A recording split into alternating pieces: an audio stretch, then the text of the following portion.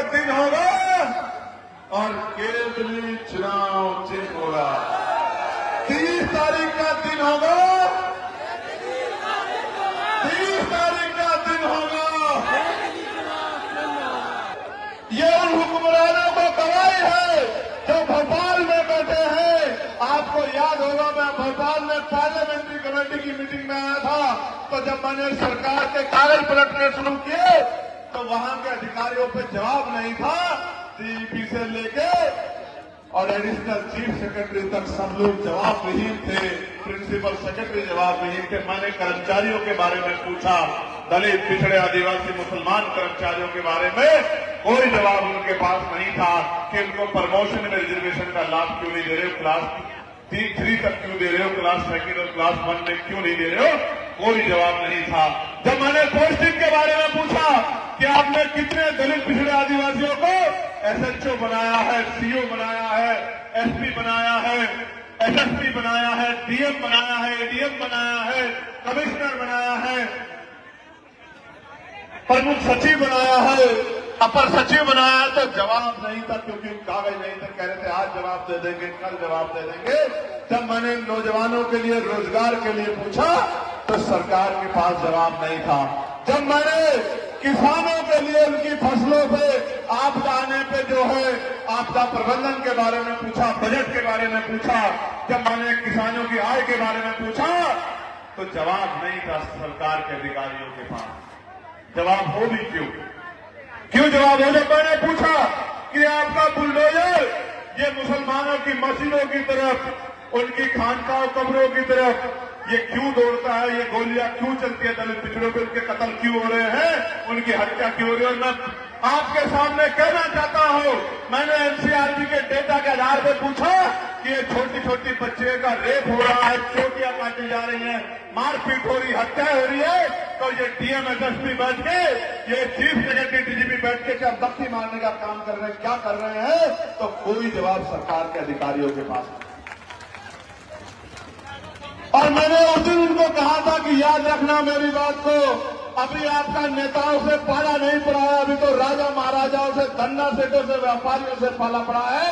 जिस दिन एक नीले पटके वाला आएगा तुमसे ऐसा जवाब मांगेगा कि तुम्हें पता मिल जाएगा कि जवाब देना पड़ेगा, कोई छुपा नहीं पाएगा।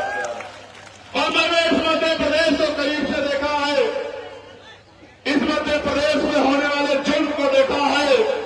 मेरे आज भी याद है कितना अन्याय बार बार हमने यहां सहा, कितनी घटनाएं हैं आज जिनका मैं जिक्र करूं। मेरे जेब में कागज है, कौन कौन सी घटना का जिक्र करूं, क्या कहूं आपसे, अपना दिल चीर के कैसे दिखाऊं।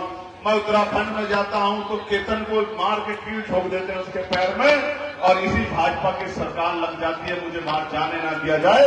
मुझे लड़ के बारिश में 7-7, 8-8 किलोमीटर पैदल चल के अपनी बहनों से, अपनी माओ के दर्द को बांटने के लिए मिलने जाना पड़ता है। ये दिया इस सरकार ने। मैं जब यूपी में आता हूं तो रायबरेली जाता हूं, जहां मेवालाल पासी को मार दिया जाता है सामंतों द्वारा, उस परिवार को मिलने जाता हूं तो उसके 4 बच्चे, उसकी बेटी आंखों में आंसू लेकर उसकी पत्नी मुझसे कहती है कि आपके अलावा भैया हमारा कोई नहीं है, हम पे हमारा ध्यान रखना, हमारी सुनवाई करना। जब मैं वहां से निकलता हूं तो मेरठ जाता हूं, जहां आपकी बच्ची को, ललिता को जो है मारकर तेजाब से झुलसा दिया गया, और उसका परिवार जब 3 दिन पहले आंदोलन करने आया, आपने देखा होगा वहां के तानाशाही अधिकारियों ने कैसे पीट के आंदोलनकारियों को मारने का काम किया, आपने देखा हो। कल मैं जवाब मांगने के लिए वहां भी गया था। मेरे प्यारे साथियों, यूपी में तो हम लोग जुल्म सह रहे हैं, लेकिन जुल्म के खिलाफ लड़ भी रहे हैं और अन्याय करने वालों को सजा भी दिला रहे हैं। लेकिन मध्य प्रदेश में मेरे मन में पीड़ है कि मैं पिछली बार घूम के गया था, संविधान बचाओ यात्रा में आपके बीच में आया था, आपने मुझसे वादा किया था कि भैया आपको खाली हाथ नहीं भेजेंगे, लेकिन पिछली बार आपने मेरा दिल दुखाया, मुझे खाली हाथ भेजा।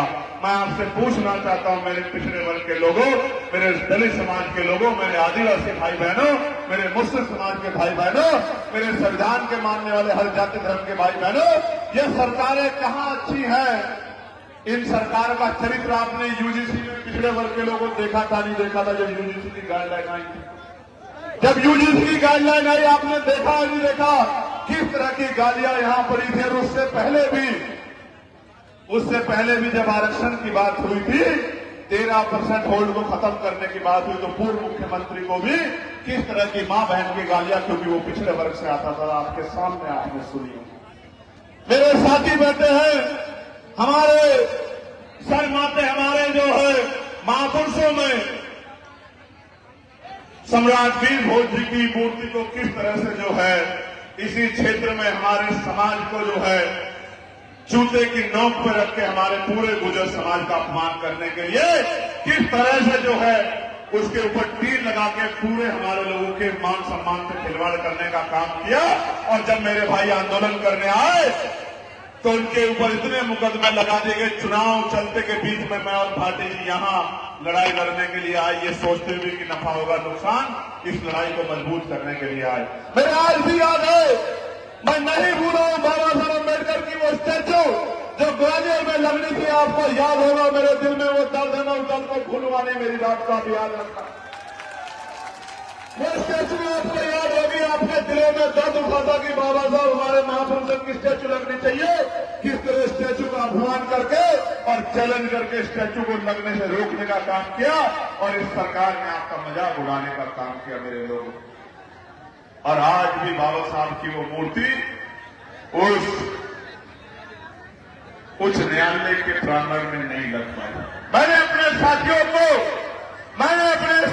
उस दिन आंसुओं के रूप में खून अपनी आंसू आंखों से बहाते देखा था कि जिस बाबा साहब के बारे में एक शब्द नहीं सुन सकते हैं, उस बाबा साहब, उस महापुरुषों की मूर्ति को किस तरह अपमानित करके वहां से हटाया। आज भी वो दर्द मेरे दिल में जिंदा है, आप और मैं जानते हैं इस बात। और सिर्फ यही नहीं, किस तरह बाबा साहब की फोटो जलाई गई और जलाने वाले लोगों का संरक्षण इस सरकार ने किया। पूरे बहुजन समाज के मुंह पे पूरी तमाम महिलाओं के मुक्तिदाता बाबा साहब के तस्वीर जला के पूरी तमाम किसान, मजदूरों, पिछड़ों, दलितों, आदिवासियों, अल्पसंख्यक समाज, मुस्लिम समाज के लोगों को और महिलाओं के मुंह पे आपको अपमानित करने का काम इस सरकार ने किया। ये हमने अपनी आंखों से देखा, भूले नहीं। बाबा साहब कहा करते थे मेरे लोगों कि आदमी भूखा रह सकता है लेकिन अपमानित होकर नहीं रह सकता। इस सरकार ने हमारी पगड़ी उछाली है, हम इस सरकार की कुर्सी तोड़ के अपने मजबूत साथी को विधानसभा भेजने का काम करेंगे। ये हमारी जिम्मेदारी है। ये लोकतंत्र है मेरे लोगों। इस लोकतंत्र में 5 साल जो आप अन्याय सहते हो, एक दिन मौका मिलता है इसका हिसाब करने का कि जब आप बटन दबाने जाओ तो अपनी पसंद का बटन दबा के उन ताकतों का ऐसी चोट करो कि दोबारा वो आपके खिलाफ खड़े होने की हिम्मत भी न जुटा पाए। आपके पास ये मौका 5 साल में नहीं 3 साल में आ गया है, क्योंकि आपकी तमन्ना सच्ची है। कमर कस लो, मुट्ठी तान लो, और अगले जो बाकी दिन है, आज 11 तारीख है, 18 दिन बाकी है। 18 दिन को, एक एक मिनट को, एक एक घंटे के मुकाबले काम करके साबित करो कि अगर बहुजन समाज अपनी पे आ जाए, बहुजन समाज कोई चीज ठान ले तो हार, मान लो तो हार, और ठान लो तो जीत। कोई रोक नहीं सकता। कितना भी बड़ा ताकतवर 7 आदमी हमारे सामने क्यों ना आ जाए, हम उसका मुकाबला करने के लिए तैयार। प्यारे साथियों, जिनका टिकट कटा वो भी आते मैदान में, उनका भी स्वागत था, उनका भी मुकाबला करते, और जिनका टिकट अब हुआ है वो भी आ जाओ, उनका भी मुकाबला करने को तैयार है। हम दोनों तरीके से तैयार है। हमने संकल्प किया था कि हम कमजोर के मुकाबले कमजोर लड़ाएंगे और मजबूत के मुकाबले मजबूत लड़ाएंगे। हमने अपने मजबूत सिपाही को मैदान में उतारा, और मैं धन्यवाद देता हूं दामोदर भाई का। दामोदर भाई ने कहा कि भाई मैं चुनाव नहीं लड़ना चाहता, मैं तो संगठन का काम करना चाहता हूं। मैंने कहा नहीं, इस बार सारे काम छोड़ो, मेरे आदेश को मानो। अगर मेरे सिपाही हो तो जाके दतिया में डेरा डाल के गांव जाके मेरा संदेश लेके जाओ, क्योंकि उस अपमान का बदला इसी सत्र में विधानसभा में हम लोग लेंगे, जब हमारा साथी इस झंडे को लेके ऐसा पटका पहन के भोपाल जाएगा और मुख्यमंत्री से आंख मिला के पूछेगा कि बाबा साहब की स्टैचू क्यों नहीं लगी ग्वालियर में, स्टैचू को तोड़ने वाले को क्या करेगा। जब किसानों की समस्या के लिए सवाल पूछा जाएगा और जवाब देना पड़ेगा, और जो कहते हैं कि अकेला क्या करेगा, अकेला चंद्रशेखर आजाद बताओ 5 के मुकाबले दिखाई देता है नहीं देता, आप मुझे बताओ। बात विचार की है, एक अकेला सब पे भारी, उनका नारा झूठा है, हमारा नारा सच्चा है, क्योंकि उस अकेले के पीछे इतने लोगों का प्यार, संगठन, इतने लोगों का आशीर्वाद बाकी। मैं कल एक आंदोलन में था तो शाम में ये सोच रहा था कि कल मुझे दतिया जाना है और दतिया जाकर अपने लोगों से अपील करनी है। और इन्होंने मुझे बताया कि भैया यहां थोड़ी सी डिस्टर्बेंस हुई है, एक व्यक्ति का टिकट कट गया, उसके समर्थकों ने बड़ा थोड़ा माहौल थोड़ा खराब किया है। हालांकि पुलिस ने उनको डंडे वंडे मार के उनकी औकात दिखाने का काम किया। उनको भी पता लगा, वो अपने आप को मालिक समझ रहे थे, उनको भी एहसास हुआ कि मालिक वो नहीं है। लेकिन मैंने इनसे कहा कि देखो भाई, अब हम रुक नहीं सकते हैं, और मैं अपने लोगों को जानता हूं कि चाहे आंधी आए, चाहे तूफान, चाहे बारिश आए या कड़क गर्मी, चाहे दिन हो या रात हो, सुबह हो या शाम हो, अगर उन्होंने ठान लिया तो रैली ऐतिहासिक होगी। और मैं आज दिल से बधाई देता हूं कि जितने लोग पंडाल के अंदर है उससे कई गुना लोग पंडाल से बाहर है, और आदमी एक दूसरे के साथ इस तरह अटैच खड़ा हुआ है। मैं कह सकता हूं कि एक आदमी की जगह में 4-4 आदमी खड़े हुए हैं। मैं कैसे धन्यवाद करूंगा। मैं अपने प्रदेश के नेतृत्व का भी धन्यवाद करता हूं, तमाम साथियों का जो इस मंचासीन है, जिनके नाम भी नहीं लिए गए, जो पीछे बैठे हैं, अनिल जी से लेकर तमाम हमारे साथी, क्योंकि वो लोग मेहनत करते हैं, उन्हीं की वजह से संगठन आगे बढ़ता है। हम लोग तो आते हैं, हम लोगों को आप प्यार सहयोग करते हैं, हमारे दिशा निर्देशों को मानते हो, लेकिन ये भी सच है कि नीचे ग्राउंड पर कार्यकर्ता काम करता है। मुझे 2-3 चीजें आपके सामने रखनी है। एक तो 13% होल्ड कब खत्म होगा? जब संविधान ने हमें पिछड़े वर्ग के लोगों को बराबर की हिस्सेदारी का अधिकार दिया है, आर्टिकल 340 में हमारे संरक्षण का अधिकार दिया, सशक्तिकरण का अधिकार दिया है, तो इस मध्य प्रदेश में जो अभी SC-BC के नेता हैं, अगर वो सच्चे नेता होते तो वो डट जाते, और जब तक फैसला आपके पक्ष में नहीं आता, ये 13% होल्ड खत्म नहीं होता, तब तक वो डटे रहते, सरकार पर दबाव बनाते, तो वो आपके सच्चे प्रतिनिधि होते। लेकिन वो तो मुख्यमंत्री जैसे पदों पे जाके भी आपका अधिकार नहीं दिला पाए, तो वो आपके लिए मखौटा हो सकते हैं, आपके प्रतिनिधि नहीं हो सकते। इसलिए मैं दामोदर भाई से कहूंगा, जनता उनको आशीर्वाद देगी तो सबसे पहला काम ये करना है विधानसभा में जाने के बाद कि वहीं डट के बैठ जाना है। आप अंदर बैठना, कार्यकर्ता मुकाम को घिराव करेंगे विधानसभा का, जब तक 13% होल्ड खत्म नहीं होगा। पिछड़े वर्ग के भाइयों को उनकी संख्या के आधार पर हिस्सेदारी मिलनी चाहिए, लेकिन फिर भी जो 13% संवैधानिक है, जब तक नहीं मिलेगा, बिल्कुल भी नहीं उठना, बिल्कुल भी नहीं उठना। इस तरह से डट के खड़े हो जाना, जिस तरह मेरी बाजू में आके खड़े हो, इस तरह डट के खड़े हो जाना, अपने लोगों के अधिकारों की रक्षा करना। हम तो चाहते हैं कि संख्या के अनुपात में मिले और प्रमोशन में रिजर्वेशन भी SC, ST, OBC के कर्मचारियों को मिले। हम तो ये चाहते हैं, हमने अपने मैनिफेस्टो में रखा है, लेकिन अभी भी ऊंच नीच की खाई बहुत बड़ी है।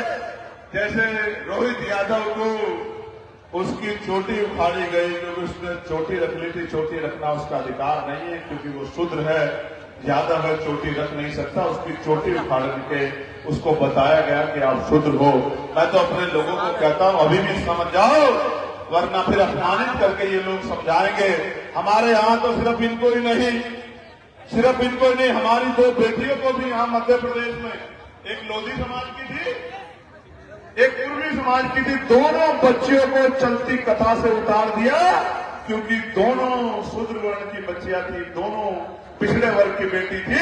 चलती कथा से लोधी समाज की और पूर्वी समाज की बेटी को उतार के, हमारी बच्चियों को उतार के अपमानित करने का काम किया। आप सोचो, जो इतनी घृणा करते हैं वो आपके हितैषी हो सकते हैं? क्यों नहीं आपकी समझ में आता कि जो आपकी छोटी छोटी बच्चों के मन में इस तरह का अपमानजनक व्यवहार पैदा कर रहे हैं, वो आपका भला कर सकते हैं क्या? प्यारे साथियों, यहां एक मंत्री जी के समधी ने हमारे गुजर भाई की जो है वो अभी कुछ दिन पहले हत्या कर दी थी। और भिंड में और कुशवाहा समाज में तो चाहे ये कल्लू कुशवाहा हो या विशाल कुशवाहा, मुझे तो ये भी बताया गया कि अगर एक भी नौजवान अपने समाज का झंडा लेके खड़ा हो जाए तो वो ज्यादा दिन सूरज नहीं देख पाता। इतना आतंक, इतना अन्याय इस दतिया में हो रहा है। मैं अपने कुशवाहा समाज के लोगों को कहना चाहता हूं कि वो भी दिन था कि जब आप और हम कंधे से कंधा मिला के एक थाली में भोजन करके आगे बढ़ा करते थे। जब सुखलाल कुशवाहा जी जैसे नेता पैदा हुए थे, वो दिन वापस लौटेगा मध्य प्रदेश में। मेरी बात को आप याद रखना। हम ऐसे ही डट के मुकाबला करेंगे और जो हमारे भाइयों की तरफ आंख उठाएगा वो जेल की हवा कुछ ही देर बाद खाएगा। मेरी बात को आप याद रखना। प्यारे साथियों,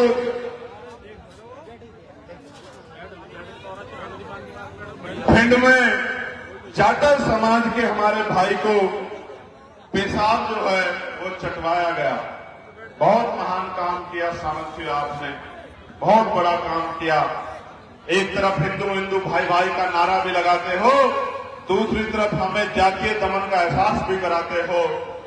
वो कमजोर था, वो कमजोर था, आपने उसका अपमान किया, लेकिन ज्यादा दिन कमजोर नहीं रहेगा। लोकतंत्र में बहुत शक्ति है। जिस चंद्रशेखर आजाद को आपने लाठियों से पीट के जेल में बंद कर दिया था, उस गरीब जनता ने उसको सांसद बना के दिल्ली की सबसे बड़ी पंचायत में बिठाने का काम कर दिया है। और जिन्होंने लाठी मार के बंद किया था, आज आप देखते हो कैसे देखते हो।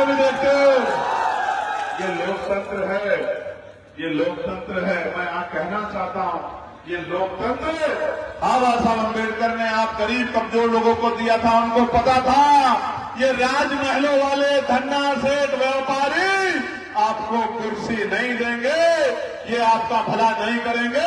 आपको बल बना के दल के जरिए राजनीतिक शक्ति एक एक वोट को संगठित करके बनानी पड़ेगी।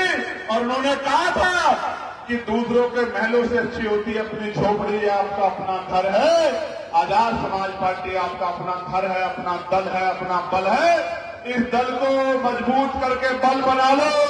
और जिस दिन बल पैदा हो गया, किसी गुंडे की हिम्मत नहीं होगी, किसी गरीब की बच्ची की तरफ आंख उठा के देख ले या हमारे महापुरुषों का अपमान कर ले। मेरी बात को आप याद रखना।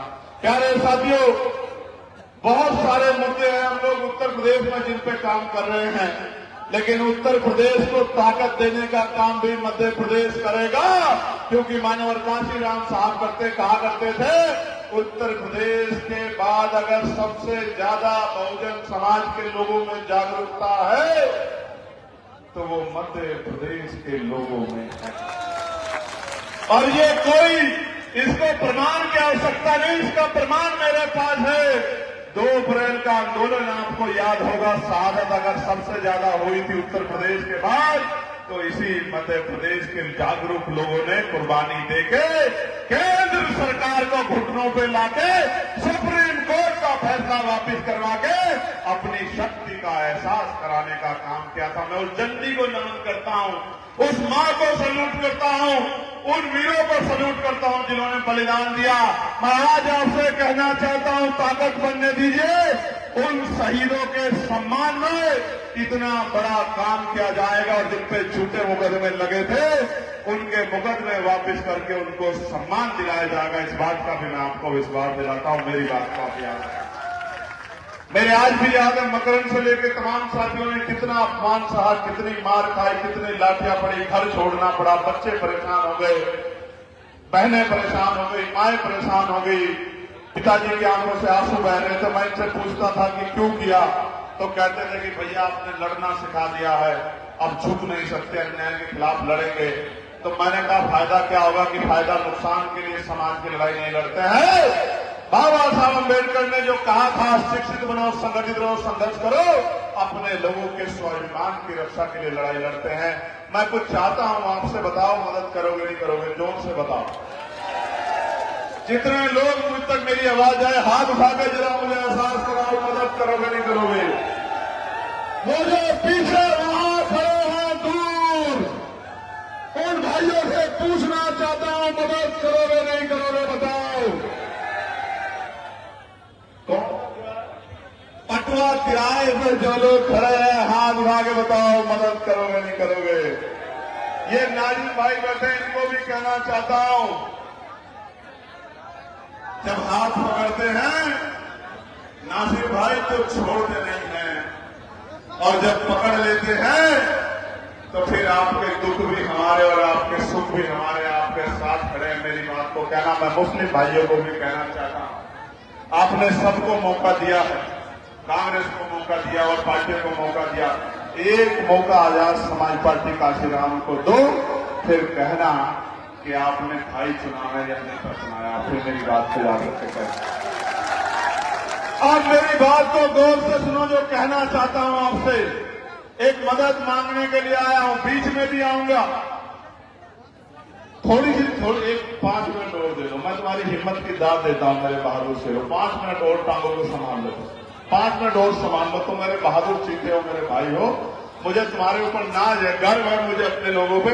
5 मिनट के लिए और थोड़ा सा एक बार टिक जाओ, जो मैं अपनी बात को खत्म कर दूं। मैं आपका दिल से धन्यवाद करता हूं। बहुत गर्मी में मैं जानता हूं, जगह भी नहीं है, मैं मानता हूं कि जगह नहीं है, लेकिन आपके हौसलों के सामने ये सब चीजें छोटी हैं, आपके हौसले बड़े हैं, ये सब चीजें बहुत छोटी हैं आपके सामने। एक बार जल्दी व्यवस्था करा दो, तो बहुत इंपॉर्टेंट बात आपसे करनी है। ये बताओ, चुनाव जीतना चाहते हो या लड़ना चाहते हो बताओ, जोर से बताओ। जीतना चाहते हो या लड़ना चाहते हो? जीतना चाहते हो या लड़ना चाहते हो बताओ। लड़ तो कोई भी सकता है, जीतेगा वो जिसके लोग मैदान में उतर जाएंगे, जो खुद को नेता मान लेंगे, जो खुद को प्रत्याशी मान लेंगे, जो खुद की लड़ाई मान लेंगे, जीतेगा वो। लड़ तो कोई भी लेगा, लड़ तो जो भी पर्चा भराएगा, जिसके पास पैसे होंगे वो भी लड़ लेगा। मेरे लोगों, ये कुर्सी क्यों जरूरी है, आप मेरी बात को सुनो। जब पूरे प्रदेश में भीम आर्मी का कार्यकर्ता, आजाद समाज पार्टी का कार्यकर्ता सड़कों पे उतर के अन्याय के खिलाफ लड़ाई लड़ता है, जब वो झूठे मुकदमों से गुजरता है, जब उसके साथ अन्याय होता है, जब उस पर लाठी चलती है, जब उसका अपमान होता है, जब उसकी खाल खींची जाती है, एक नेता मैदान में नहीं आता। इसलिए आपको अपना नेता सड़क पे भी बनाना पड़ेगा और सदन में भी बनाना पड़ेगा। इसलिए मैं आपको कहना चाहता हूं, मैं पार्लियामेंट में था तो लड़ रहा था, उत्तराखंड की लड़ाई में पार्लियामेंट में था तो छत्तीसगढ़ में सतनामी समाज की लड़ाई को भी लड़के सतनामी समाज के भाइयों पे झूठे मुकदमों को खत्म कराने का काम किया, सरकार से जवाब मांगने का काम किया कि मेरे निर्दोष लोगों को क्यों मांगा, मणिपुर के लोगों बहनों की भी आवाज उठाने का काम किया, मध्य प्रदेश के भाइयों की भी आवाज उठाने का काम किया, मध्य प्रदेश में होने वाले अन्याय पे भी सवाल पूछने का काम किया, बिहार झारखंड में भी होने वाले अन्याय पे सवाल पूछने का काम किया, क्योंकि सदन का मेंबर था, सड़कों पे जवाब नहीं मिलते, सदन जवाब के लिए बनाया है संविधान ने। इसलिए कहता हूं कि मौका है, चूक मत जाना, मौका चूक गए तो अगले 2 साल जो अन्याय होगा उसके जिम्मेदार कहीं ना कहीं आप और मैं दोनों होंगे, क्योंकि हमारी जरा सी गलती की वजह से हम अपना मौका चूक जाएंगे। एक एक वोट कीमती है मेरे लोगों, वो पैसा भी बांटेंगे, शराब भी बांटेंगे, डराएंगे भी, धमकाएंगे भी, जोर भी लगाएंगे। मैं आपको कहना चाहता हूं, अगर आपको लगता है कि वो चंद्रशेखर आजाद से ताकतवर है, मैं अपने सब समाज के लोगों को कहना चाहता हूं जो यहां बैठे, अगर आपको लगता है यहां के नेता जो डराने वाले वो चंद्रशेखर आजाद से ताकतवर है, तो सोच लेना। अगर आप मानते हैं कि आपका चंद्रशेखर ताकतवर है, तो किसी गुंडे से डरना मत। मेरी बात को आप याद रखना, इस बात को नोट करना। तो प्यारे साथियों, वो शाम दाम दर्द भेद छल कपट सब कुछ करेंगे। ये कहेंगे ये विरोधी है, ये कहेंगे ये तो दूसरी टीम है, तीसरी टीम है। क्यों टीम है? क्योंकि उनको कोई टीम से मतलब नहीं, वो आपका नेता नहीं बनने देना चाहते। आपका नेता होगा, आपकी आवाज होगी तो जवाब देना पड़ेगा। इसलिए आपको कहना चाहता हूं, यहां से जब लौटोगे ये 18 दिन सोने का काम करोगे, या जो इतने दिनों की ताकत बनाने के लिए 2017 से आप लोग लगे हुए मध्य प्रदेश में, उस ताकत को मजबूत करने का काम करोगे? फैसला आपको स्वयं करना है। दामोदर यादव चुनाव नहीं लड़ रहे हैं।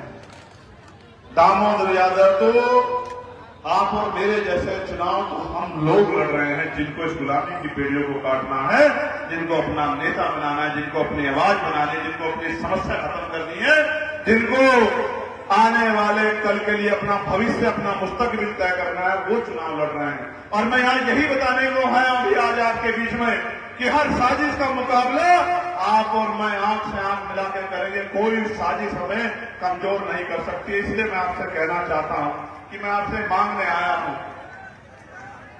कि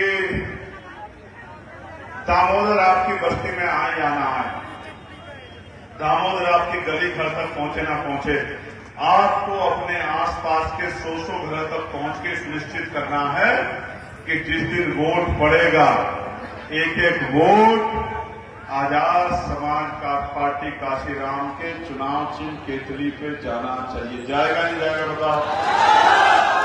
जाएगा नहीं जाएगा बताओ? वो पटवा बाजार वाले भी बताओ, चौराहे वाले। ये बात इसलिए कह रहा हूं क्योंकि अगर एक वोट से हार जाएंगे तो नहीं बन पाएंगे विधायक हमारी पार्टी के, और अगर आपने विधायक बना दिया तो उत्तर प्रदेश में यहीं से लहर जाएगी इस पूरे बुंदेलखंड में कि आजाद समाज पार्टी तैयार हो गई है। तो आपके बीच के संघर्ष करने वाले कितने आपके बीच के साथियों को मौका मिलेगा जो उत्तर प्रदेश की असेंबली में 2027 में जाके और वहां के लोगों को न्याय दिलाने का काम करेंगे, वहां के लोगों के हक अधिकार सुरक्षित रखने का काम करेंगे। इसलिए मैं आपको कहना चाहता हूं कि ये लड़ाई किसी एक की नहीं है, हम सब की लड़ाई है और हमें अपनी लड़ाई को जीतना है। और हमारे बीच लड़ाई को जीतने के बीच में अगर कोई है तो वो हम हैं। अगर हम मैं आ गए, हमने परवाह की कि मेरा फोटो नहीं है, मेरा नाम नहीं है, मुझे पूछा नहीं, मुझे मंच में नहीं बुलाया, मेरे मोहल्ले में नहीं आए, मुझे ये नहीं किया, तो समझो हम उसी दिन पीछे चले गए। और अगर हमने तय कर लिया कि भाई दामोदर आए ना आए, हम ही दामोदर हैं, हमें घर घर जाके एक एक वोट को तैयार करना है, तो मैं गारंटी देता हूं कि दुश्मन के सारे हथकंडे उसी दिन जमींदर हो जाएंगे, धरती पे पटक जाएंगे मेरी बात। और फिर एक आंधी चलेगी पूरे मध्य प्रदेश में कि जो काम दतिया में हो सकता है वो मध्य प्रदेश की हर विधानसभा में हो सकता है, वो सेवड़ा में भी हो सकता है, वो सेवड़ा में भी हो सकता है, वो भांडेर में भी हो सकता है, वो महगांव में भी हो सकता है, वो करेरा में भी हो सकता है, वो चौपुर में भी हो सकता है। और एक और बात कहना चाहता हूं इस मंच के माध्यम से, चुनाव है नहीं कहना चाहता कुछ लोगों को, लोकतंत्र में अभी भी राजा जी सुनने का बड़ा शौक है और राजा जी के किस्से मुझ तक आते रहते हैं।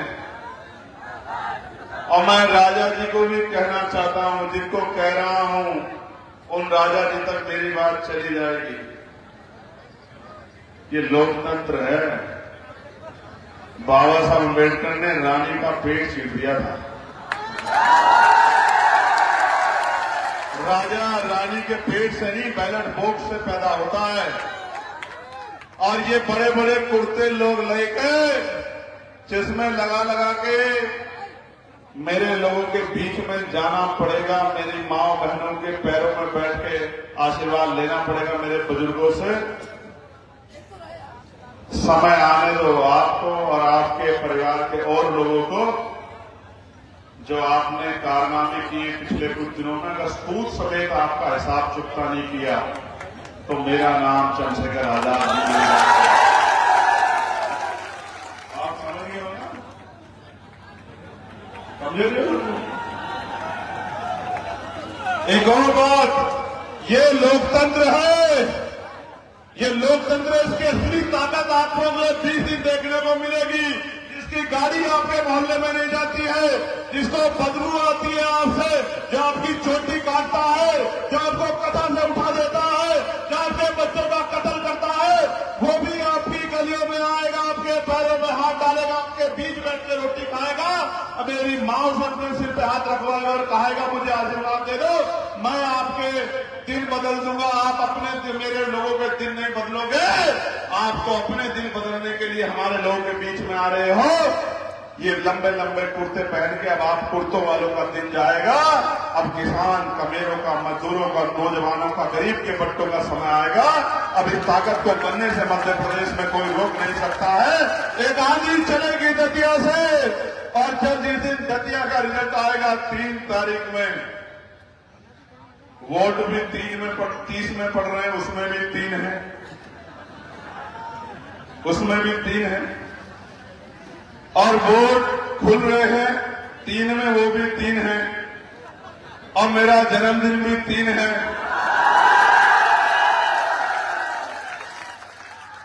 मेरा जन्मदिन भी 3 है। और मैं आपसे कहना चाहता हूं कि ये 3 मध्य प्रदेश की तकदीर बनेंगे। मेरी बात को आप याद रखना।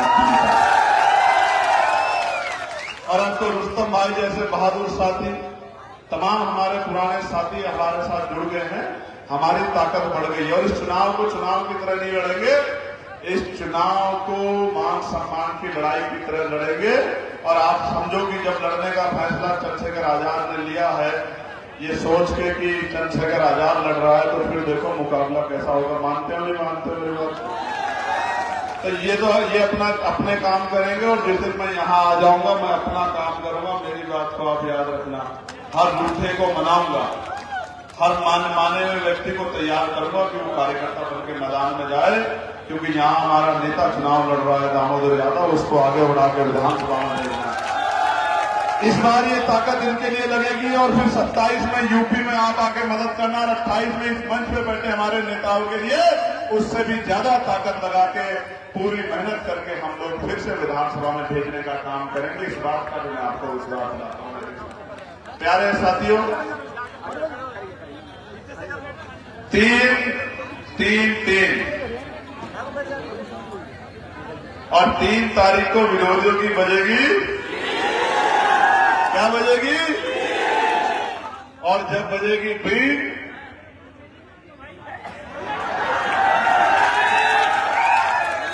तो सारे जहरीले नाग भाग जाएंगे। मेरी बात को आप याद रखें। और आज जो आप पे लाठी लेके घूमते हैं ना, और वो सब ठंडे हो जाएंगे, लाठी के बन जाएंगे गुलदस्ते, और मुंह से निकलेगी नमस्ते। और गरीबों को आते जाते करेंगे सलाम। और आप सबको जय भीम, नमस्कार, आदाब, सत श्री अकाल। आप सबको बहुत बहुत मंगल कामनाएं। आपने इतना प्यार दिया, बस ये बताओ मेहनत करोगे नहीं करोगे? जाके ऐसे मुट्ठी बंद करो, ऐसे वादा सच्चा करना। हाथ नीचे करो, सब हाथ नीचे करो, सब हाथ नीचे करो। बस आखिरी 1 मिनट चाहिए, बस आखिरी 1 मिनट। तुम्हारा तो मैं दिल से धन्यवाद करूंगा आगे वालों का, पक्का। ऐसे ऐसे मुट्ठी बंद करो, वही करना जिसके मन में सच्ची पक्की बात है, मुंह दिखाई को मत करना। ऐसे मुट्ठी बंद करो, ऐसे बताओ यहां से जाके काम करोगे नहीं करोगे? बताओ अपने एक भाई को तैयार करोगे नहीं करोगे? बताओ कोई पैसे वाला आ गया, कोई कुछ भी लेके आ गया, उसके आगे अपनी वोट को कमजोर तो नहीं करोगे? बताओ किसी के डर से डरोगे तो नहीं? बताओ बाबा साहब के बच्चे किसी से डरोगे तो नहीं? बताओ बाबा साहब के बच्चे इस अपमान का बदला 3 तारीख को लोगे नहीं लोगे? 30 तारीख को। और मेरे प्यारे साथियों,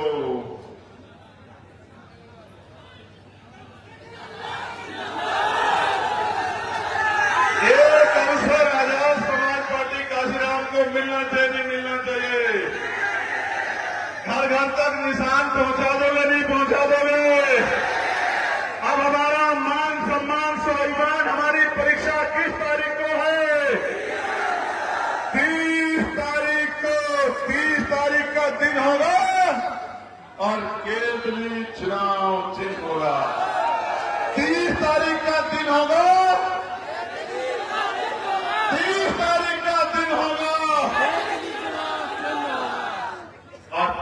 तारीख का दिन होगा, केतली चुनाव चिन्ह होगा, गरीबों के लिए नया सवेरा निकलेगा और मध्य प्रदेश में एक नया अवसर पैदा होगा, एक नई जो है लहर चलेगी और वो लहर के लिए दतिया जिंदाबाद रहेगा।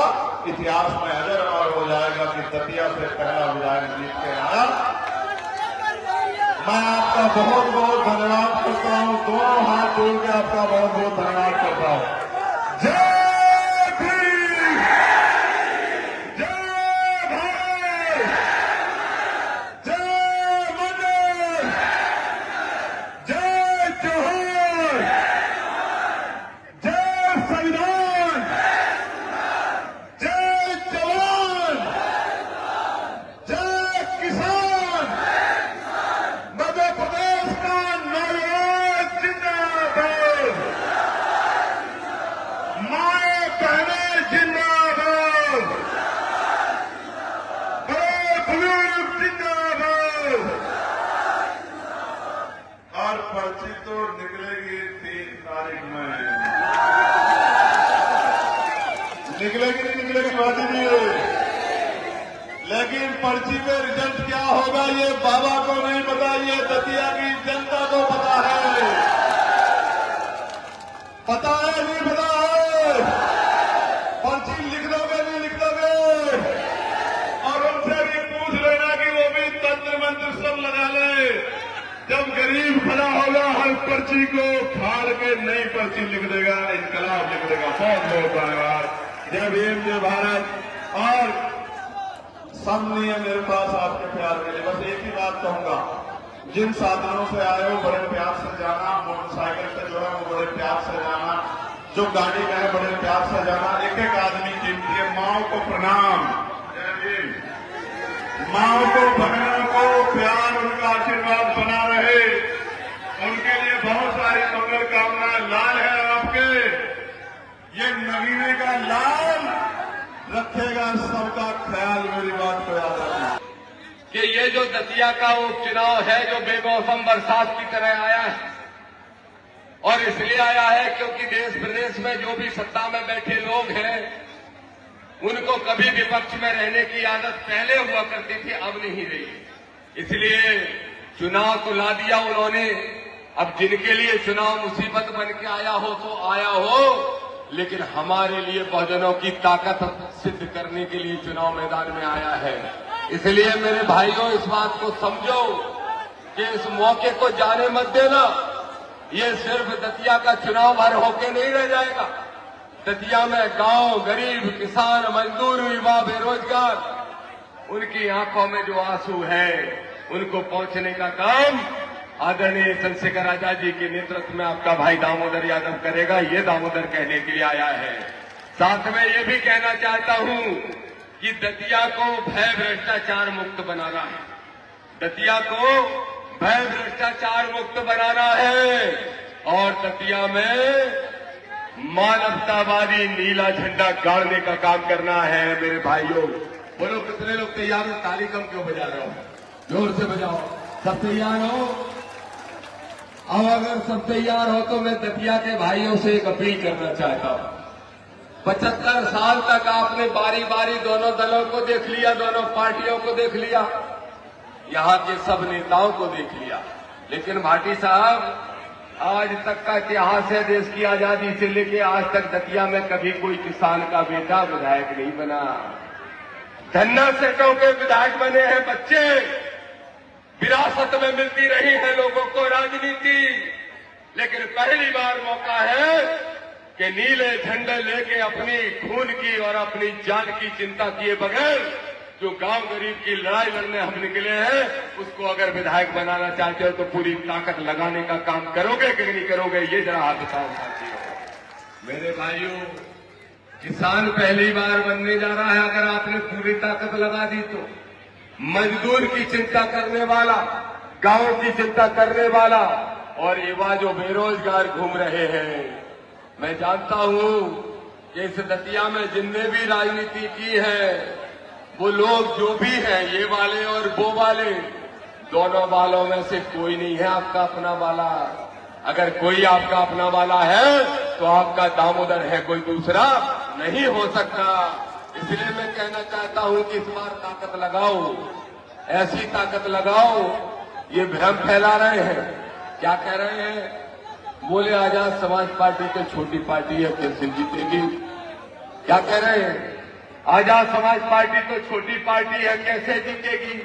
तो मैंने भाटी साहब गांव जाके एक ही बात अपने साथियों से कही, ऐसे कह देना, जवाब दे देना, जैसे नगीना में हमारे राष्ट्रीय अध्यक्ष जीते, ऐसे ही हम दतिया में जीतने का काम करेंगे।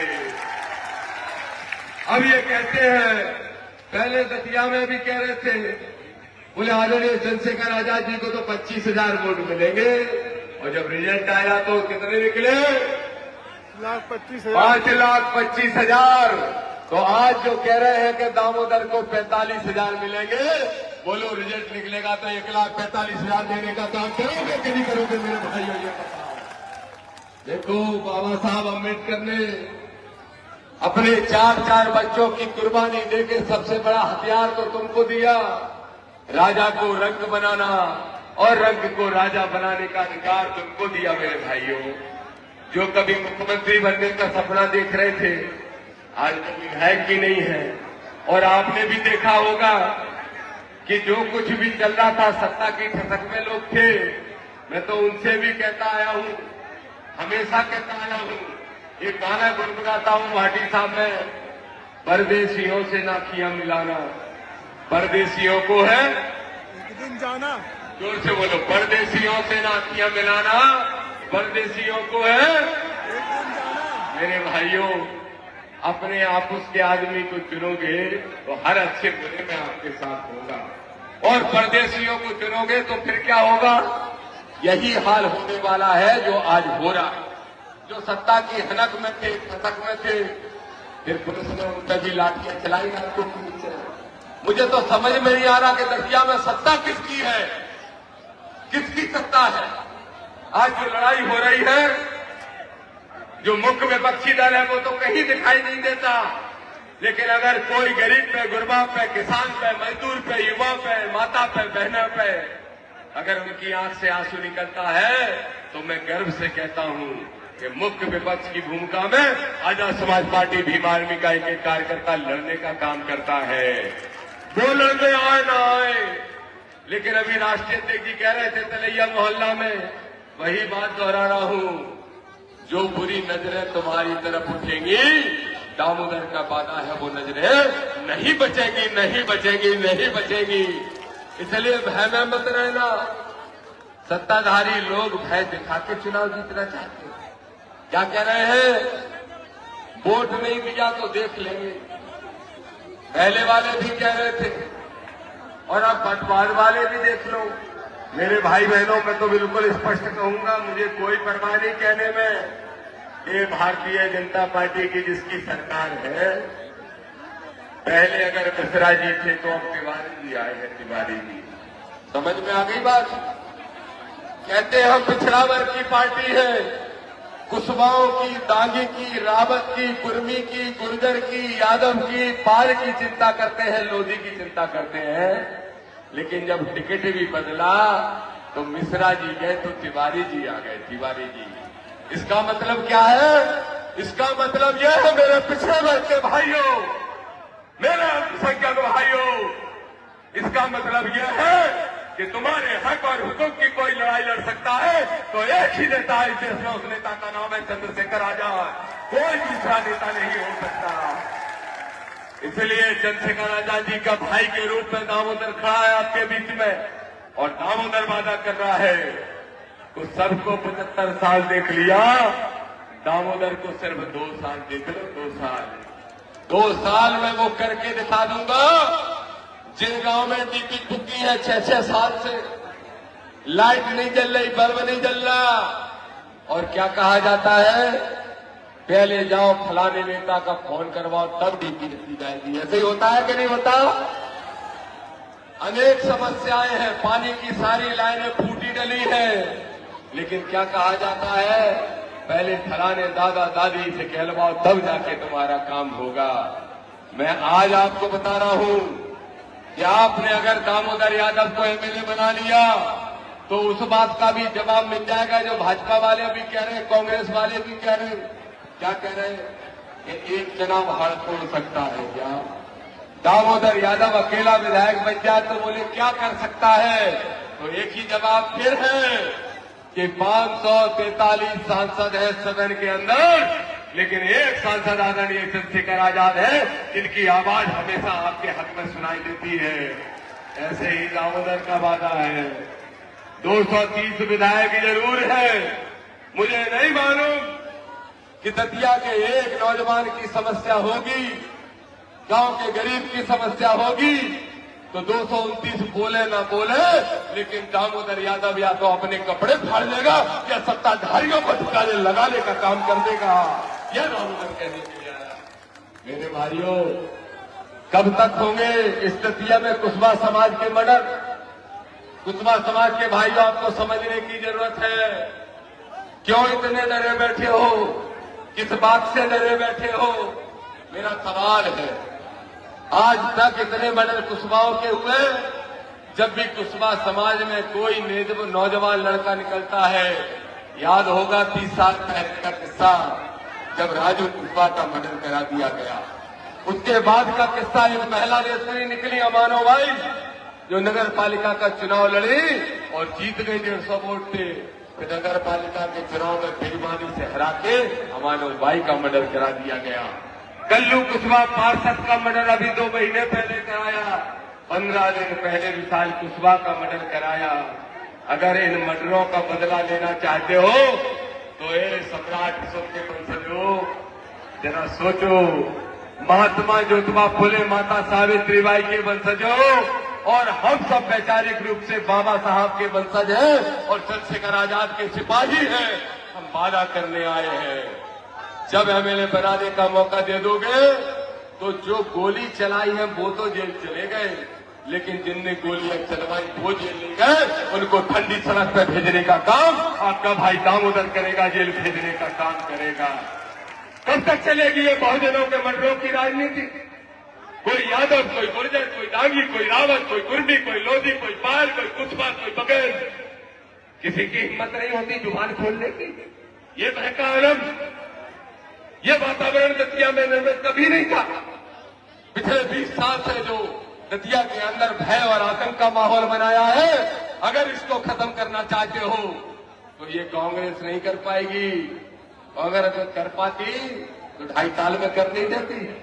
कर पाई क्या 2.5 साल में कांग्रेस खत्म? बताओ, कर पाई क्या?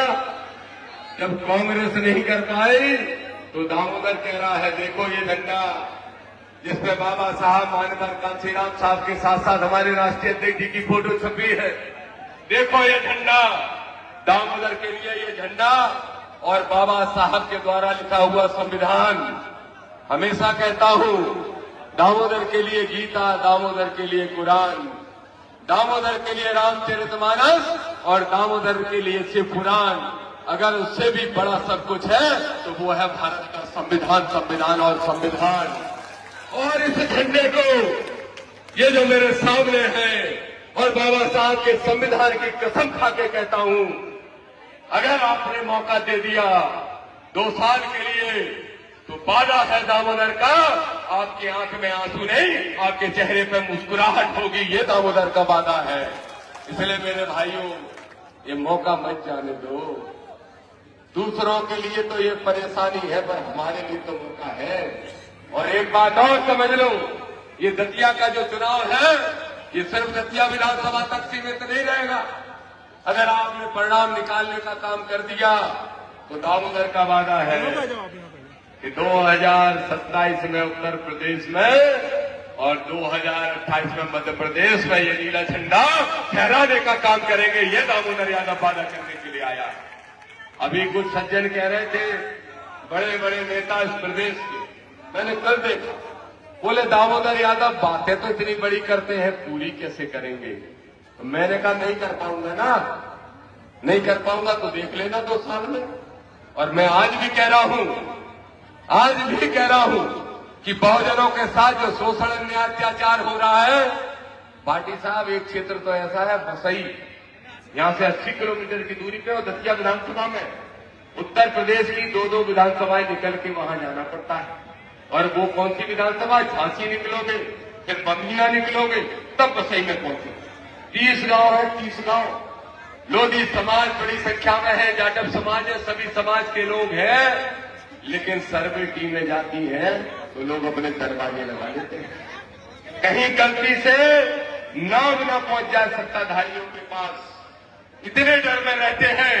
तो इस डर और भय को खत्म करना है, वो एक ही इंतजाम है।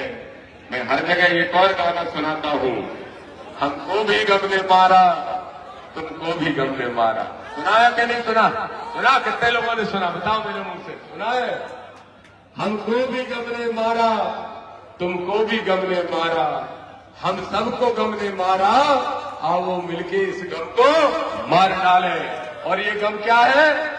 ये गम है कि राजनीतिक ताकत जब तक अपनी नहीं बनाओगे तब तक इस गम से ग्रसित रहोगे।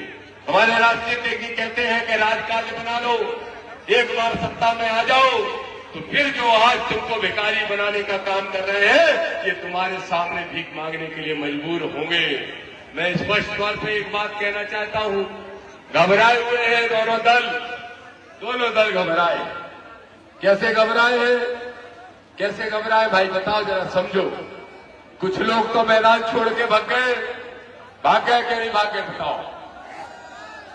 देखो, उनकी पार्टी की अंतर्कलह है, वो उनकी पार्टी की अंतर्कलह है। लेकिन जो कैंडिडेट आने वाले हैं उनके बारे में बता रहा हूं। ये जो कैंडिडेट आने वाले हैं, कम मत समझना। ये जो बीजेपी से कैंडिडेट आ रहे हैं, घोषित हो गए, अभी भाटी साहब उनको 25% लोग से ज्यादा जानते ही नहीं। हाँ, सच बात है। कुछ मानो आप, अभी इतने लड़कों में से, इतने बुजुर्गों में से किसी ने नमस्ते नहीं की होगी आज तक, चेहरा नहीं देखा होगा। ऐसा कैंडिडेट सत्ताधारी दल लाया। और मुझे मालूम है राष्ट्रीय अध्यक्ष जी ने कहा था कि हमारी पार्टी, हमारा प्रत्याशी हक से जाए और तैयारी करे। और ये तो अभी तक टिकट ही फाइनल नहीं कर पाए। हम लोगों ने 100 दिन में पूरे 150 गांव मस्ते जी घूम डाले। 150 क्यों मद्रोही जी, कितने गांव हो गए? 150 हो गए। 150 गांव घूम डाले और 150 गांव के किसानों को, दलितों को, शोषित वंचित वर्ग के लोगों को आशीर्वाद प्राप्त उनसे कर लिया। अब घबरा गए दोनों दल, तो अब एक तरह के षड्यंत्र नहीं 10 तरह के करेंगे। पहले कह रहे थे 25,000 वोट आएंगे, 15 दिन में ही कहने लगे दामोदर के 45 आएंगे, 1 महीना होते होते कहने लगे दामोदर से ही टक्कर है। ये बधाई दे रहे थे जिलाध्यक्ष जी। मैंने कहा अभी बधाई नहीं, जब बीजेपी कांग्रेस आजाद समाज पार्टी से हार मान लेगी तब बधाई स्वीकार करेंगे। ठीक बात है कि नहीं? तो मेरे भाइयों बोलो, ये दिन लाना चाहते हो कि नहीं लाना चाहते? कितने लोग लाना चाहते हो बताओ? 3 तारीख को दतिया की धरती पे ये झंडा कौन कौन फहराना चाहता है? हाथ उठा के बताओ कितने लोग फहराना चाहते हैं? इसके लिए आज से, अब से, अभी से, इसके लिए आज से, अब से, अभी से तुम सबको दामोदर बनना पड़ेगा। बनने को तैयार हो क्या? हो क्या? अगले 20 दिन तक, अगले 18-20 दिन तक अपना घर परिवार छोड़ के एक बार शासक बनने के लिए मेहनत कर दो। मुझे पूरा साफ सामने दिखाई दे रहा है। हर सर्वे रिपोर्ट बता रही है, सीआईडी की रिपोर्ट बता रही है कि आजाद समाज पार्टी का परचम फहराने वाला है।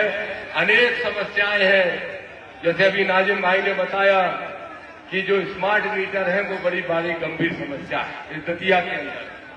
अब वो कह रहे थे कि मुस्लिम भाइयों के लिए तो धर्मशाला नहीं बनी, सबके लिए बन गई। लेकिन दामोदर का वादा है कि सिर्फ मुस्लिम भाइयों के लिए ही नहीं, जिस समाज की धर्मशाला नहीं बनी होगी, अगर आपने दामोदर को एमएलए बना दिया तो दामोदर यादव को बनवाने का काम करेगा। ये भी दामोदर कहने के लिए आया है। अब अनेक समस्याएं भाई, समस्याओं का मार लगा है। इससे लंबा मैं बोल नहीं सकता, क्योंकि मैं चाहता हूं कि राष्ट्रीय अध्यक्ष जी आपको संबोधित करें और बहुत विस्तार से वो आपके बीच में बात रख सकें। इसलिए अगले 2 मिनट में 2 वादों के साथ अपनी बात खत्म करूंगा। 2 वादा तुमसे लूंगा और 2 वादे मैं करूंगा। पहला वादा, जो लोग आज कह रहे हैं कि आजाद समाज पार्टी सरकार कैसे बनाएगी, उनको बताना चाहता हूं, दूसरे राज्यों में 6-6 महीने में लोगों ने सरकारें बना ली। विचारधारा की ताकत हमारे पास है और आदरणीय राष्ट्रीय अध्यक्ष चंद्रशेखर आजाद जी जैसा संघर्षशील लीडर हमारे साथ है। बोलो, मुझे वादा करके बताओ कि बाबा साहब के 4 बच्चों की कुर्बानी, मानवर साहब कांशीराम के पूरे जीवन का समर्पण, महात्मा ज्योतिबा फुले, माता सावित्रीबाई फुले, माता फातिमा सेठ, साहू जी महाराज, ललन सिंह यादव, कांशीराम साहब और सुखलाल जी और पेरियार साहब के जीवन का अगर कोई फल मिलने वाला है मध्य प्रदेश के अंदर, तो मेरे भाइयों उसका समय आ गया है।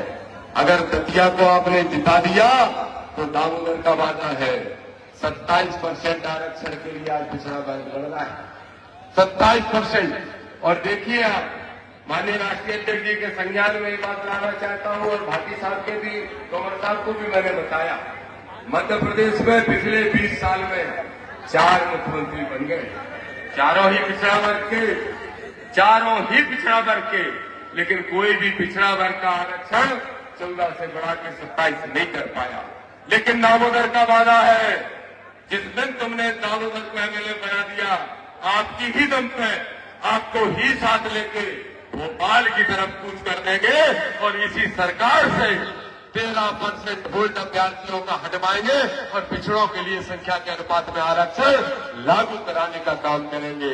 इसके साथ साथ प्रमोशन में रिजर्वेशन हो, चाहे जाति की जनगणना में पिछड़े वर्ग की गिनती कराने का मुद्दा हो, ये सारे जो नेशनल इशू है उन पर राष्ट्रीय अध्यक्ष जी बोलेंगे। मैं तो एक ही बात कहूंगा कि दतिया की तस्वीर बदलना है और तुम्हारी खुद की तकदीर बदलने का फैसला तुम खुद अपने वोट से कर सकते हो। तो मुझे ये बताना जरा जोर से, कितने सारे लोग 30 तारीख को पूरी ताकत के साथ वोट डालेंगे और डलवाएंगे गांव गांव जाके, जरा बताओ कितने सारे? कसम से बोल है तुम, कौन को कौन की मानो, जो ने सबसे ज्यादा मानत हो, नहीं भाई को छोड़ के, भाई को छोड़ के, और जो ने सबसे ज्यादा मानत हो, ठीक है? चलो मेरी कसम खा जाओ, मेरी कसम खा जाओ, सारे लोग आज से, अब से और अभी से रैली के बाद ऐसा नहीं बस रैली में जय भीम करके गए और घर जाके सो गए। एक बात और भाई आदरणीय आप जरूर बोल देना, बहुत जरूरी विषय है, ये सब ओवर कॉन्फिडेंस में आ गए, सब ओवर कॉन्फिडेंस में आ गए। इनने तो 15 ही दिन पहले अपने आप को जीता घोषित कर लिया। ये मत करना, ये 70-80 साल पुरानी पार्टियों से तुम्हारी लड़ाई है और शासक बनने की तुम्हारी लड़ाई है। तुम जानो न जानो, लेकिन ये जानते हैं जो तुम्हारे विरोध में चुनाव लड़ रहे हैं कि दामोदर यादव जीतेगा तो फिर 28 में मध्य प्रदेश की विधानसभा में आजाद समाज पार्टी का कब्जा होगा, ये जानते हैं। तो बोलो, कब्जा कराना चाहते हो? जवाब देके बताओ। मध्य प्रदेश में आजाद समाज पार्टी की कितने लोग सरकार बनाना चाहते हो? हाथ उठा के जोर से चिल्ला के बताओ, बनाना चाहते हो? तो फिर 30 तारीख को जिताओगे, एक तरफा कर जिताओगे। अब एक बात और प्लान हो रहा है, मैंने सुना, बोले मुस्लिम समाज में तेरे पैसे बांट दो, जाटव समाज में तेरे पैसे बांट दो, ये बात हो रही है। देखो, 2 बातें, एक पहला जवाब तो मैं दूंगा, जो बांटने वाले हैं उनके कक्का का पैसा नहीं है, पैसा किसका है? जनता का है। ये जो बांटने की आजकल बहुत दे रहे हैं, क्या आजाद समाज पार्टी तो गरीबों की पार्टी है, हम तो पैसे बांट देंगे 100 करोड़ और जीत लेंगे। देखो मेरे भाइयों, क्या हमारा बहुजन समाज पैसों से बिकता है क्या? जवाब दो, बिकता है क्या? क्या हम अपना वो सबसे बड़ा अधिकार कभी किसी को बेच सकते हैं? बाबा साहब ने 4 बच्चों की कुर्बानी देके दिया, बेच सकते हैं क्या? तो इनको मुंह तोड़ जवाब देना और कह देना, न बिकेंगे, न झुकेंगे, न दबेंगे और हर हाल में जय भीम का झंडा फहरा के लड़ेंगे। जय भीम, जय भारत, जय संविधान। ये ग्राउंड बंद कर लीजिए, तभी माननीय राष्ट्रीय अध्यक्ष जी बोलेंगे। सभी जो भी ग्राउंड चला रहे हैं ग्राउंड बंद कर लीजिए। बंद कर लीजिए सर, ड्रोन बंद कर लीजिए, इसको बिल्कुल बंद कर लीजिए।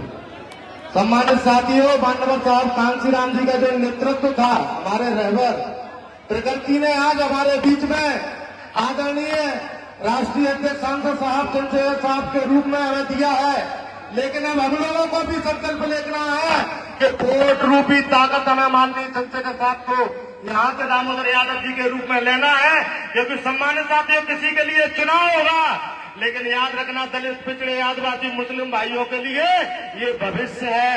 मैं अब अगले वक्ता के रूप में हमारे आदरणीय आदर्श नेता माननीय चंद्रशेखर साहब को बुलाना चाहता हूँ। माननीय चंद्रशेखर साहब आप संघर्ष करें।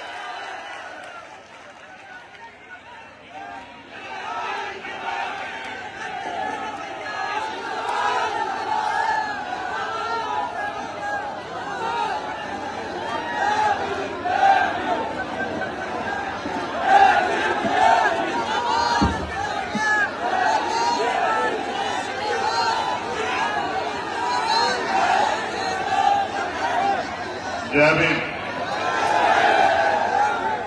जय भारत, जोर से नारा लगाओ, जय भारत, जय संविधान, जय मंडल, जय जोहार, जय लोकतंत्र, जय विज्ञान, जय जवान, जय किसान। मध्य प्रदेश की गरीब महान जनता जिंदाबाद, किसान मजदूर जिंदाबाद, मध्य प्रदेश का युवा बेरोजगार नौजवान जिंदाबाद, हमारी बहनें माएं जिंदाबाद, सभी क्रांतिकारी जिंदाबाद। प्यारे साथियों, मैं जब अपनी बात की शुरुआत करूंगा तो प्रकृति से प्रार्थना करूंगा कि वो मौसम को पिछले 40 मिनट के लिए ऐसा कर दे कि मेरे लोगों को गर्मी ना लगे और वो मेरी बात को ध्यान से सुन पाए, क्योंकि हमारे लिए तो कूलर लगा हुआ है, हमारे लिए तो कूलर लगा हुआ है, लेकिन आपके लिए कूलर नहीं। ये जो लोग खड़े हो गए, इनकी वजह से पीछे वाले सारे लोग डिस्टर्ब हो गए। और ये हुआ ये इसलिए है कि जब मैं आया हूं तो गैलरी में बहुत सारे नौजवान आ गए। इनमें से अगर 100 नौजवान पीछे निकल जाए तो सारी व्यवस्था हो जाएगी। देखो, आप डिस्टर्ब कर रहे हो, आपको आपके लिए नुकसान हो रहा है समय। क्या तो कष्ट सहना सीखो, क्या तो कष्ट सहना सीखो, दर्द सहना सीखो, परेशानी उठाना सीखो, या फिर अनुशासन बना के अपनी जगह बना के खड़े होना सीखो। आपकी वजह से समय खराब हुआ, पहले 10 मिनट उनके खराब हुए, मेरे खराब होंगे। मैं तो अपना समय खराब नहीं करना चाहता, ना मेरे पास इतना समय है कि मैं खराब करूं, मेरे पास बहुत काम है। इसलिए मैं आपसे आग्रह करूंगा, जो पीछे से लंबे से होकर निकल जाओ तो ये वाले इनको जगह मिल जाएगी, बैठक थोड़े से पीछे को हो जाओ, थोड़े से पीछे को होके जिससे व्यवस्था हो जाए। तो मेरे परिवार के लोगों ना मुझसे प्यार करते हो तो मेरी बात को भी समझो। अव्यवस्था मत करो, बहनें खड़ी हैं, माएं खड़ी हैं, सब परेशान हो रहे हैं। और यहाँ अगर कोई पत्रकार साथी हो तो भाई वो भी पीछे चला जाए, वो यहाँ डिस्टर्ब ना करे। ये खाली करना पड़ेगा आप लोगों को, ये डिस्टर्बेंस नहीं चलेगा बिल्कुल। ये जो आगे खड़े हो गए, कोई इनको हटाओ, यहाँ से हटाओ, ऐसे नहीं चलता, सुनना पड़ेगा सब चीजें ना, खराब करके काम नहीं चलेगा। मैंने आग्रह किया कि पीछे चले जाओ, कुछ लोग व्यवस्था हो जाएगी, कुछ लोग पीछे चले जाओ, व्यवस्था हो जाएगी, वरना ऐसे नहीं बनेगी बात। यहाँ बहन बेटियां हैं, बड़े बुजुर्ग, सबका सम्मान रखना पड़ेगा, नौजवानों का भी सम्मान रखना पड़ेगा, बड़े बुजुर्गों का, बहनों माओं का भी। जल्दी से व्यवस्था कराओ 1 मिनट के अंदर, इसके बाद समय नहीं खराब करेंगे बिल्कुल भी। और ये हमारे साथी जिम्मेदारी उठा लें कि अब ये बना के रखना है। पीछे हो जाओ, पीछे हो जाओ, पीछे हो जाओ, पीछे को हो जाओ, ये जो बीच में पीछे हट जाओ, पीछे निकल जाओ। अब तो देख लिया आपने मुझे, पीछे निकल जाओ, जो बैठने की जगह बने, जल्दी हो जाओ, पीछे तेजी से हो जाओ, ये करवाओ। और ये जो ऊपर बैठे, आप किसी को आने मत देना, इतनी मजबूत छत नहीं है वो जिसमें आप लोग बैठे हो, एक्स्ट्रा बस चढ़ने देना किसी को। राजनीति से ज्यादा आप जरूरी हो हम लोगों के लिए, समझते हो नहीं समझते हो? राजनीति तो जब तक जिएंगे आपके हितों के लिए करते रहेंगे, लेकिन आपका जीवन कीमती है, इसलिए पीछे को बैठो और एक्स्ट्रा लोगों को मत चढ़ने देना। इतनी मजबूत छत नहीं है, सरकार मजबूत नहीं है, छत तो क्या मजबूत होगी। सरकार कमजोर है, छतें कमजोर है, नीचे भी लोग खड़े हैं। आपकी एक लापरवाही मुझे बहुत पीछे ले जाएगी, मुझे बहुत जवाब देना भारी हो जाएगा। चाहो तो इससे कम हो जाओ। मेरे गला इतना साफ है, आवाज बहुत दूर तक आएगी। अब मानो नीचे मेरे भाई खड़े हैं, बड़े परिवार के लोग, पीछे हो जाओ। ये व्यवस्था कराओ भाई तेजी से, इसमें कोई कोताही नहीं महेंद्र, ये बिल्कुल नहीं हो सकता। पीछे की तरफ जाने को और उनसे, ये जो लाल पटके वाला इस भाई से ब्लैक शर्ट वाले को पीछे जाए, ये तभी बनेगा। और इधर जो लोग बेटे कहां चढ़ के बैठे, गिर जाओगे तो क्या होगा बताओ, कहां बैठे हो चढ़ के। असल में आपकी भी गलती नहीं है, लोगों के पास लोग नहीं है पैसों में ले जाने के लिए, और आप लोग आए हो अपने अपने साधनों से, तो आपके दिल का जो प्यार है वो तो उत्साह के रूप में छलके गए। मैं तो इस बात को मानता हूं। प्यारे साथियों, मैं आप सबका दिल की गहराइयों से धन्यवाद करता हूं, आभार करता हूं आपका इस प्यार के लिए। दतिया तेरा जिंदाबाद। और ये जिंदाबाद आज नहीं रहेगा, ये जिंदाबाद 30 तारीख के बाद इतिहास में दर्ज होगा। मेरा दिल कहता है कि इतिहास में दर्ज होगा कि आजाद समाज पार्टी का पहला एमएलए मध्य प्रदेश की दतिया विधानसभा के लोगों ने अपनी खून से सींच के बना के भेजा, अपनी ताकत से बना के भेजा। इतिहास लिखा जाए। प्यारे साथियों, बस थोड़े से साथी बाकी हैं, पीछे चले जाओ, पीछे चले जाओ। यहां जगह नहीं तो बेटे पीछे चले जाओ। लेकिन आप थोड़ों से कैसे व्यवस्था मत होने दो, बस मदद करा दो जरा सी। सब लोग बोल रहे मैं अकेला बचा हूं, बस आप व्यवस्था करा दो कि बहनों को देख के चिंता में किसी को चोट न लगा। पीछे चले जाओ तुम बच के, बहुत अच्छी बात है। इस प्यार का मैं ध्यान रखूंगा, आभार आपका। जल्दी से जो लोग बच के पीछे चले जाओ, और जो लोग अंदर हैं मीडिया को छोड़कर वो पीछे हो जाओ, जिससे कि मीडिया अपना काम कर सके। आप मीडिया मत करो, मीडिया के लोगों का सम्मान रहना चाहिए, बाकी लोग पीछे हो जाओ। ये साहब जो करेंगे मीडिया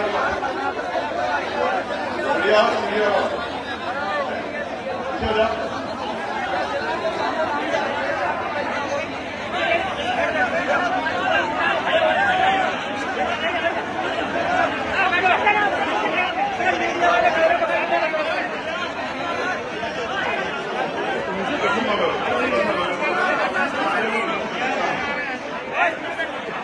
जब आपका नंबर आएगा उससे पहले आ जाओ।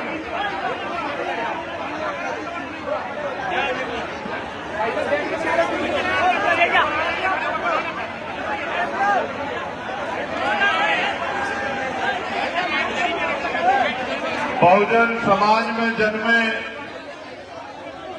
सभी संतों, गुरुओं और महान पुरुषों को नमन करते हुए, इसलिए नमन करते हुए कि उन महान पुरुषों की वजह से आज लोकतंत्र में ऐसा दिन हमारे सामने है कि हम राजा महाराजा धन्ना सेठों के मुकाबले अपने बीच के लोगों को भी उन कुर्सियों तक पहुंचाना चाहते हैं जहां से फैसले तय होते हैं, नीतियां बनती है। बाबा साहब अम्बेडकर की वजह से हुआ है। बहुत बहुत धन्यवाद डॉक्टर बाबा साहब अम्बेडकर, आपकी जय। प्यारे साथियों, राष्ट्रपिता ज्योतिबा फूले से लेके छत्रपति साहू जी महाराज, विश्वरत्न डॉक्टर बाबा साहब अम्बेडकर,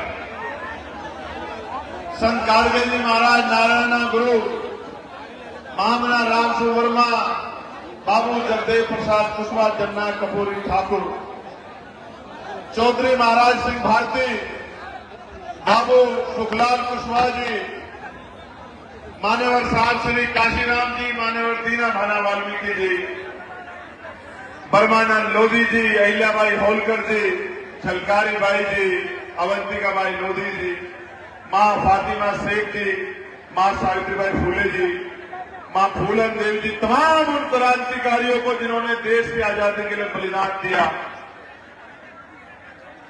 सरदार करतार सिंह सराभा जी, शहीद आजम सरदार भगत सिंह जी, सरदार उधम सिंह जी, चंद्रशेखर आजाद जी, सबको नमन करता हूं। और सबसे ज्यादा नमन करता हूं दतिया की महान जनता को, मध्य प्रदेश के साथियों को। मैं पिछली बार 2023 में भी आया था, जितना टेंट है इतने लोग नहीं थे, मुझे पता लग गया था कि रिजल्ट क्या होगा।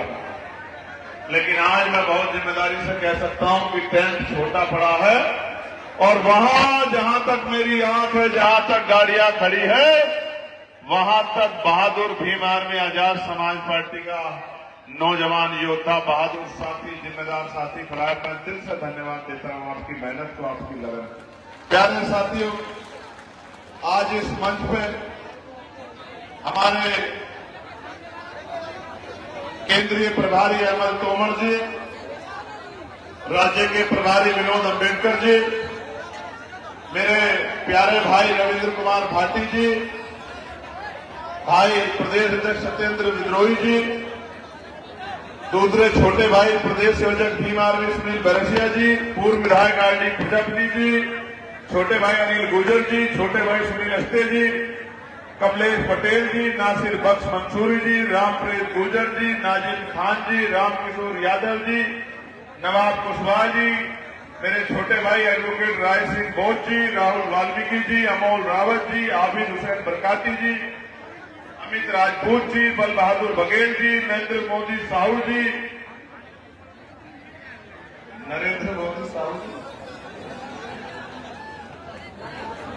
एक ही बहुत है, देश के लिए तो एक ही बहुत है। से देश, उन्हीं से देश नाराज है, ढूंढ रहा, परेशान है। आप दूसरा क्या है? राजेंद्र रजक जी, बाबूलाल सोनी जी, कमल कुशवाहा जी, राकेश गौतम मेरे छोटे भाई जी, सन्नी अहिरवार जी, सुरेंद्र अहिरवार जी, दत्तू मेड़े जी, भाई रुस्तम गुजर जी, जय नारायण अहिरवार जी। कोई साथी बच गया हो तो उसको मेरे साथ ऐड कर लेना। हमारे लोकप्रिय प्रत्याशी प्यारे भाई दामोदर यादव जी, मैं आप सबका बहुत बहुत धन्यवाद देता हूं। भूपेंद्र कराना जी, छोटे भाई केशव यादव जी और तमाम वो साथी जिन्होंने आज इस हमारे लिए तो ये संघर्ष है, इस संघर्ष को कामयाब बनाने का काम किया। मैं उन सबका धन्यवाद, मैं पुलिस के भाइयों का, मीडिया के भाइयों का भी धन्यवाद करता हूं। प्यारे साथियों, गर्मी बहुत है, मैं कोशिश करूंगा कि ज्यादा समय ना लूं, लेकिन कुछ बातें हैं जो आपके सामने रखनी है। ये उपचुनाव नहीं है।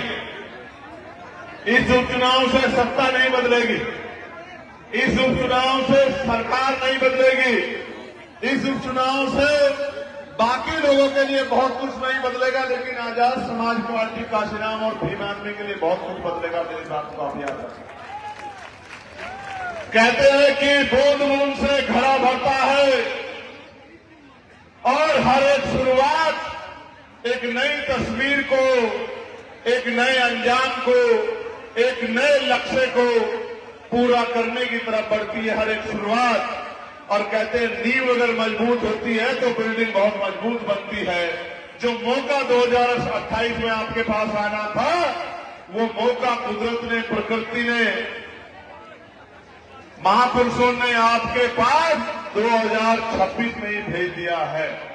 और 2026 में इसलिए भेज दिया है, हमारे नेता माननीय काशीराम साहब ये कहा करते थे कि तमन्ना अगर सच्ची हो तो रास्ते हजार होते हैं और तमन्ना अगर झूठी हो तो बहाने हजार होते हैं।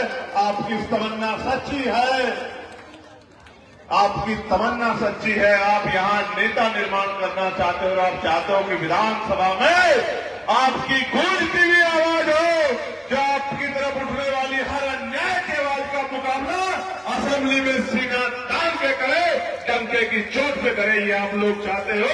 इसी के कारण ये हो पाया कि भाई जो यहां के विधायक थे उनको सजा हुई और ये सीट रिक्त हो गई। और लोग कहते थे चुनाव नहीं होगा। 3 महीने पहले प्रभारी जी और पार्टी के और बाकी नेता मेरे पास आए, मुझसे पूछा कि क्या करना है। मैंने कहा कि मेरा दिल कहता है कि दामोदर का संघर्ष और वहां के लोगों का संघर्ष वो जोर मार रहा है। चुनाव भी होगा और परिणाम भी आजाद समाज पार्टी काशीराम के फेवर में आएगा, ये मेरा दिल कहना है। और आज ये जन सैलाब इस बात की